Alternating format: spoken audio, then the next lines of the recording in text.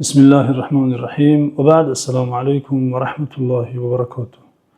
قرآن و سنت و یا مذهب کدام را باید پیروی کرد؟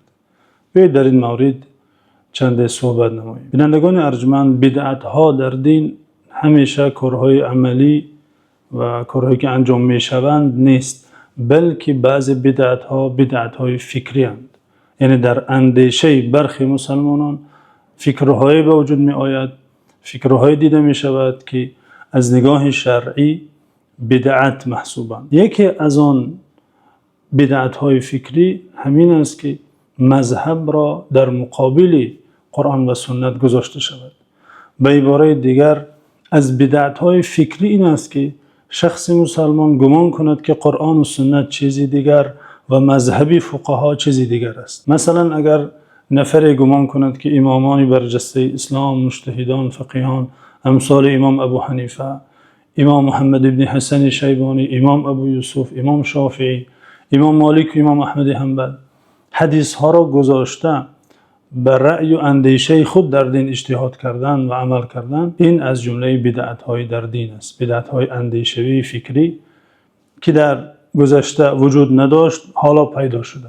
هر چیزی که بعد پیدا شود و خلاف تعلیمات دین باشد به معیار شرعی بدعت دانسته می شود. این اندیشه غلط که بدعتش نامیده ایم متاسفانه نه تنها در فکر و اندیشه عامه مردم، بلکه بعضا از زبان بعضی بنام دعوتگران صدا می دهد. روز یکی از این نوع دعوتگران را که در تلگرام درس ها داشته، شاگردانی داشته، پیروانی داشته، شنیدم که می گفت تا کی در چاه مذهب خود را بند می کنید، به حدیث عمل کنید. شیخ الاسلام ابن تیمیه در کتاب نفیس خود رفع الملام، کتابی که در موضوع دفاع از امامان چهارگانه تألیف کرده، میگوید باید دانست که هیچ امامی از این امامان چهارگانه، امام ابو حنیفه و مالک، شافعی و احمد حنبل، در هیچ مسئله خلاف حدیث عمل نکردند. یعنی شیخ الاسلام از این امامان برجسته، از این مجتهدان اسلام دفاع کرده، میگوید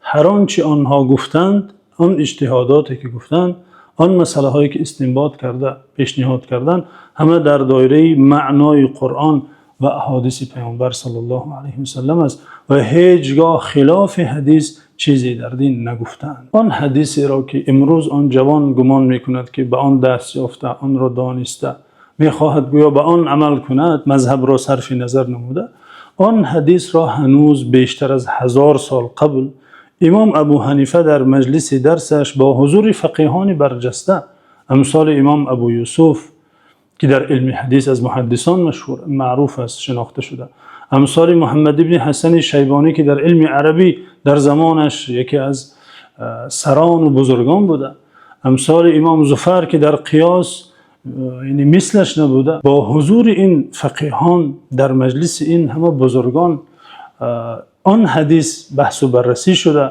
از آن حدیث کیها مسئله براری کرده، دست جمعانه خلاصه برداری کرده بودند و در مذهب آن خلاصه را درج کرده بودند که امروز در کتاب‌های مذهب برای مسلمانان پیشنهاد می‌گردد. از این خاطر وقتا نفر در حضور امام وکیع ابن جراح فقیه و محدث نامور اسلام گفت ابو حنیفه در فلان مسئله خطا کرده، نفری در حضور وکیع چنین گفت.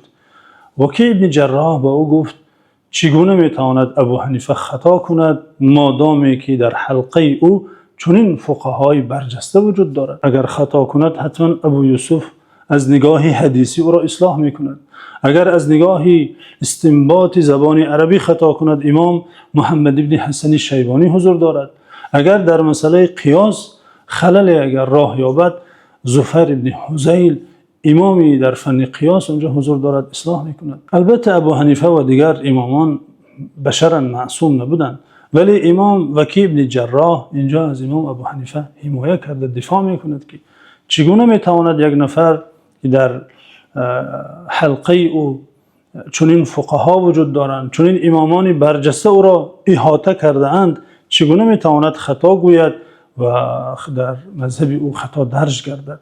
یعنی احتمال خطا نمودنش خیلی کم است نسبت به دیگر فقها. بنابراین میگویند امام ابو حنیفه اولین شخصی است که مجمع فقهی تأسیس داده، یعنی فتوای دست جمعانه که امروز در عصر حاضر معمول است، مجمع‌های فقهی بعد بررسی دست جمعانه فقها و متخصصان از ساحه‌های گوناگون مسئله را بررسی کرده به خلاصه میرسند، میگویند ابو حنیفه اولین شخصی است که چنین مجمع را در آن عصر تأسیس داده بود. این از تقوا و خدا ترسی امام خبر میدهد.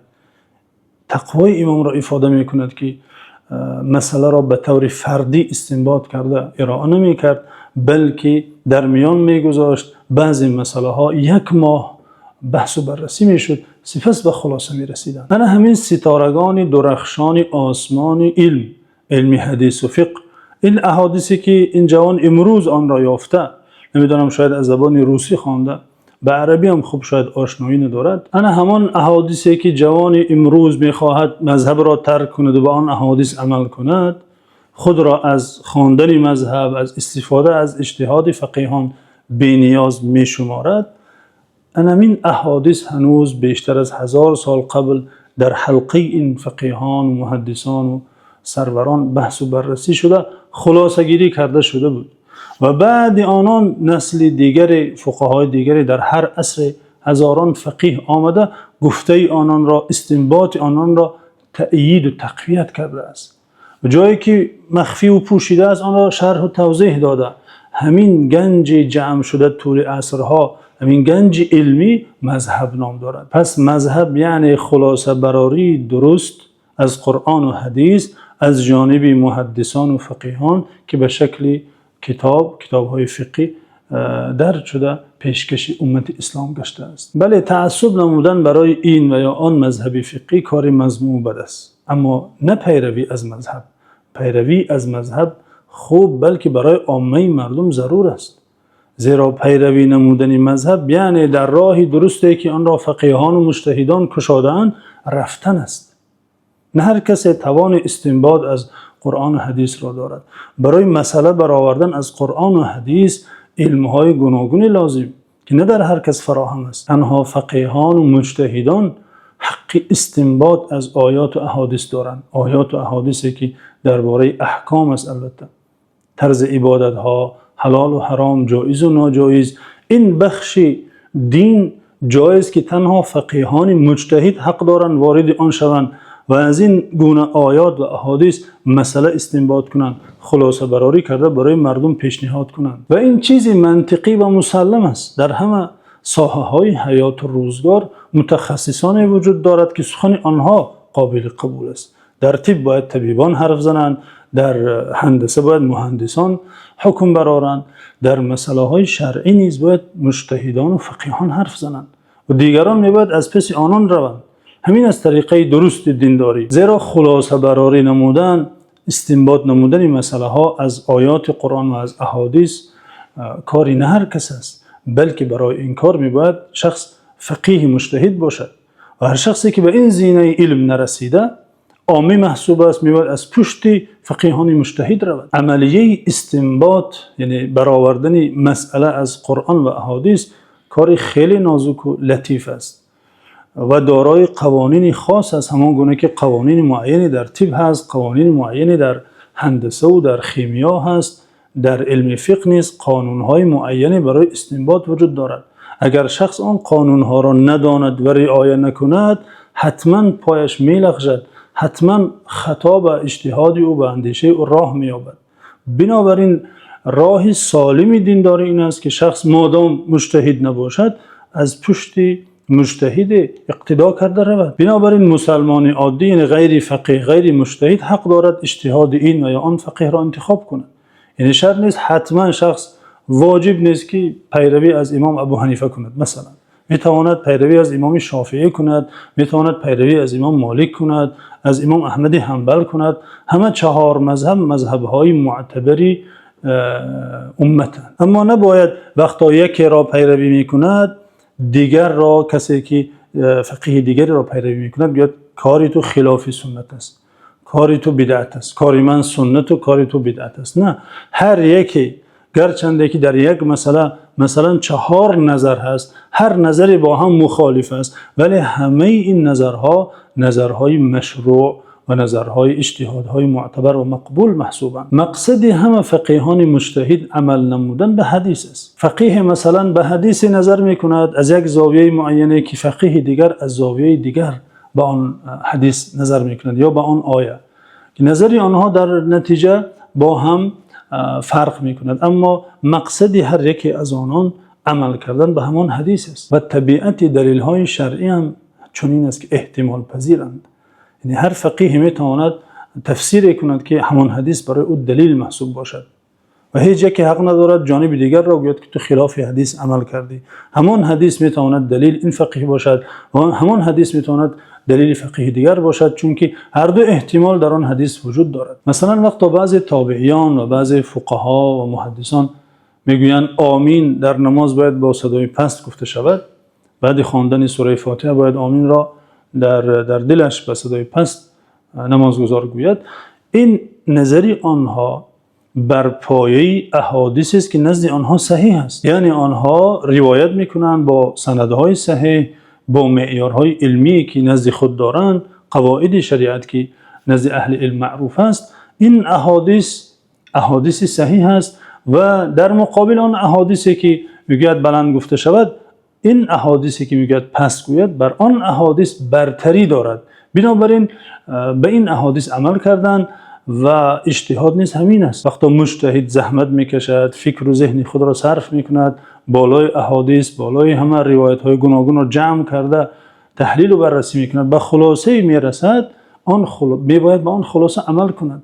میباید کسی از او فتوا پرسد، آن خلاصه را برای پرسنده پیشنهاد کند. مثال دیگری مثلا رفع یدین در نماز. بعضی جوانانی که پیش از بر رکوع رفتن و بعد از رکوع برخاستن رفع یدین میکنند، فکر میکنند که نماز آنها به نماز پیامبر صلی الله علیه و آله مانندتر است.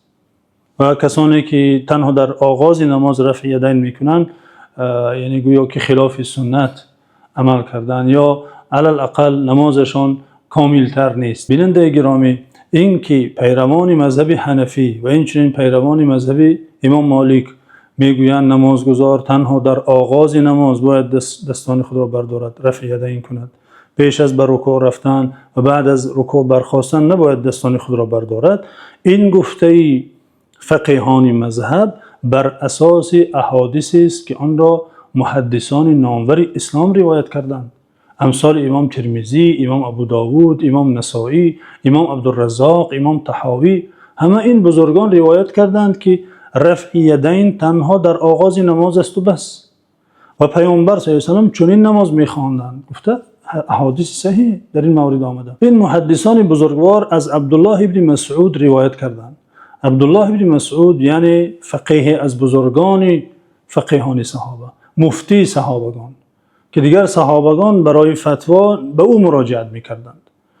و این صحابی بزرگواری که همچون سایه ملازم پیامبر صلی الله علیه و سلم بودند، تا این حد که صاحب کفش پیامبر صلی الله علیه و سلم ملقب بودند. یعنی دائم پیامبر صلی الله علیه و سلم کجا می نشستند کفشان پیامبر صلی الله علیه و سلم گرفته در دست نگه می داشتند، همین که پیامبر صلی الله علیه و سلم بر می خواستند پیش پاشان می گذاشتند. دائم در خدمت پیامبر صلی الله علیه و سلم ملازم بودند. و حضرت عمر ایشان را همچون معلم، همچون مبلغ اسلام برای اهل عراق فرستادند و گفتند بهترین کس را برای شما من بخشیدم، تحفه کردم برای شما دین آموزد. از همین صحابی روایت میکنند که به اهل کوفه گفت آیا شما میخواهید که من نمازی را که پیامبر صلی الله علیه و سلم میگذاریدند برای شما گذارم؟ گفتند باشد، میخواهیم البته.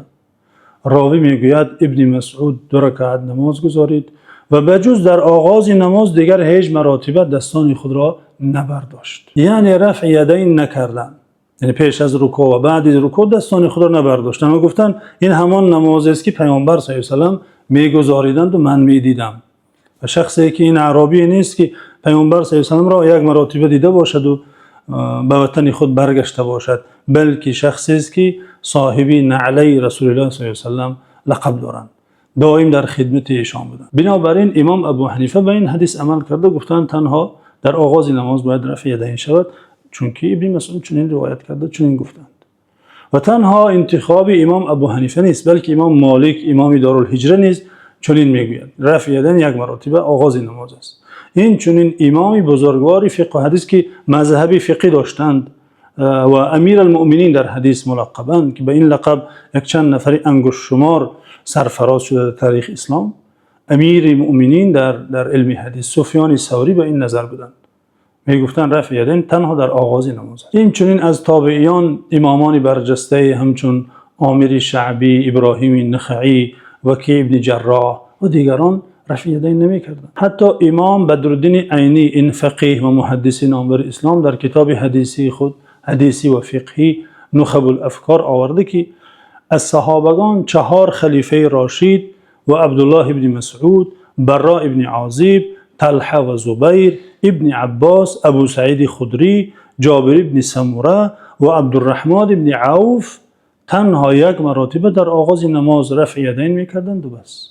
یعنی آنگونه که در مذهب حنفی مقرر است، همین صحابگان نام برده همین گونه نماز میخواندند. پس وقتا جوان معاصر که یک حدیث را از زبان روسی است یا انگلیسی است خوانده که پیامبر صلی الله علیه و رفع یدین میکردند، آمده کسی را که پیروی مذهب حنفی است میگوید نماز تو خلاف سنت است، چگونه گفته او را، چگونه اندیشه او را بدعت نام ننهیم؟ امام طحاوی، این محدث و فقیه نامور، روایت کرده که مغیره به فقیه عراق ابراهیم نخعی که از بزرگان تابعی و فقیه از فقهای این عصر است گفته، وائل میگوید، مغیره روایت دارد که وائل گفته که من پیامبر صلی الله علیه و سلم را دیدم که در آغاز نماز و پیش از رکوع و بعد از رکوع رفع یدین میکردند. ابراهیم نخعی که به این نظر بودند که تنها در آغاز نماز باید رفع یدین کرده شود، گفتند اگر وائل 1 مرتبه دیده است که پیامبر صلی الله علیه و سلم چنین کردند، ابن مسعود 50 مرتبه دیدند که پیامبر صلی الله علیه و سلم تنها 1 مرتبه در آغاز نماز رفع یدین کردند و بس. بنابراین امام ترمذی در سنن خود بعد آنی که احادیث رفع یدین نکردن را روایت میکنند میگویند و به قال غیر واحد من اصحاب النبی صلی الله علیه و سلم و التابعین و هو قول سفیان و اهل کوفه. یعنی رفع یدین نکردن پیش از رکوع و بعد از رکوع رأی است که چند از اصحاب پیامبر صلی الله علیه و سلم همین عمل میکردند که نام بعضی را ذکر نمودیم. این چنین رأی چند از تابعین است و این قول سفیان ثوری و اهل کوفه است. پس این شکل نماز گذاریدن که در مذهب حنفی مقرر است، این عملی تابعین، عملی صحابگان سلف صالح و شکل نماز پیامبر صلی الله علیه و سلم است که عبدالله ابن مسعود خادم ایشان برای امت اسلام روایت کرده دادند. بنابراین گمان نمودن که مذهب چیزی دیگر و حدیث چیزی دیگر است، میباید مذهب را گذاشت و پیروی از احادیث کرد، این بدعت فکری است که در عصر حاضر به وجود آمده که میباید آن را از سر بیرون کرد. در حفظ و امان خداوند باشید.